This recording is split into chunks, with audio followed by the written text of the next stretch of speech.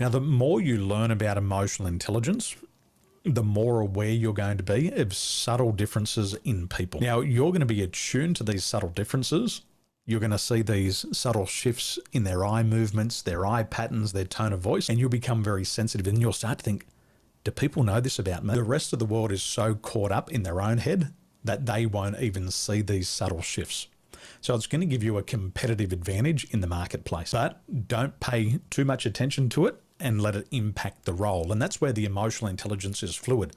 The more empathy we gain, the more empathetic we become. But if we become too empathetic, we start to take on too much of other people's stuff and say, that's your stuff, not mine. And we can't let it affect what we do. An example of that is in selling. Somebody calls you out, they want to rent the property, they want to sell the property. They're going to give you all these objections.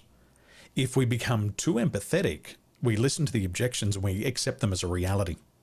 But sometimes the top sales professionals turn their empathy down and they just cut through the objections and they don't get caught up in the empathetic response. Empathetic response is like getting down in the gutter with them, crying with them, feeling the pain for them. So we've got to be able to turn that down and turn it up as required.